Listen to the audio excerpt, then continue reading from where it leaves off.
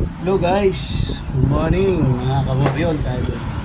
Turuan ko kayo pag ano itong dahon ng sili. Pag-himay niya ganyan lang. Huwag niyo sasama yung mga matitigas na ganito. Sarap to sa tinola. Himayan lang natin sila ganyan. Diba?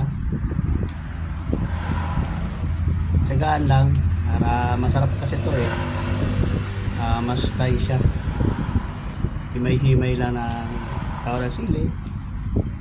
Tapos kukwento ka yung mga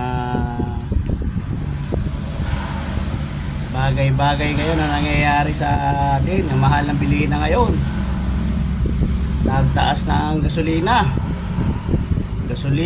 pati LPG, pati bigas. Ano nangyayari sa government natin?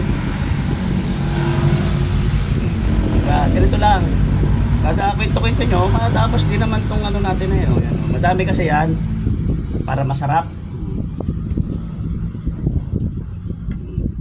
Ito ang pinakamainam sa tinola.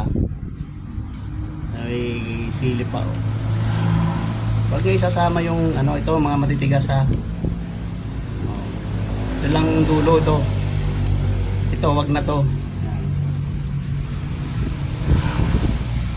Yan, ganyan lang po mga kaibigan hanggang sa tayo matapos, diba? Tapos ano pa ba ikikwento ko sa inyo? Magkakwento ka rin ng mga buhay-buhay. Tapos ngayon may bagyo pala parating. Ang pangalan ng bagyo ay si Ining, diba? Si Ining. Bagyo, kaya kasi nung isang araw umalis na yung ano, yung bagyo nauna. Tapos may papasok na naman ulit bagyo. So okay na tayo niyan. Kaya pinatibay tayo ng panahon. Sanay tayo sa mga ganyang kalamidad. Basta importante meron kang sili. Diba mga kaibigan, mga kaidol? Yan. Ganito lang yan oh, paghimay. Sama natin minsan yung bunga. Sa palengke alam ko mahal ang dahon eh. Eh dito ano lang yan eh. Yan lang umikot ka lang sa paligid. May makukuha ka na agad. Eh sa kamay nilaan, lahat yata doon binibili. Buti kahit paano dito may nakukuha pa ako sa paligid-paligid. 'Di ba? Ay kung lahat ay bibilin mo, ay wala na. Yung hirap na pagbabudget ngayon, lalo't may marami kang anak, aba.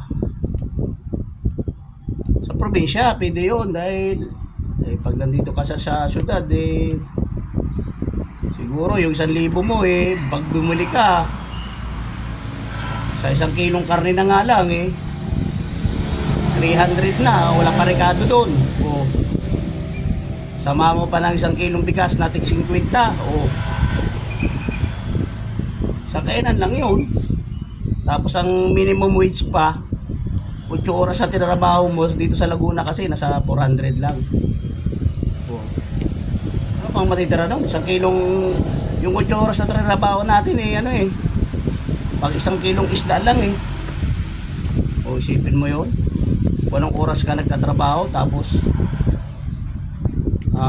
ganun lang ang mangyayari sa iyo. Tapos yung dami yung panganak. Okay guys, so kita mo sa kunting pinto ko na yon. Yan, natapos tayo. Okay guys, salamat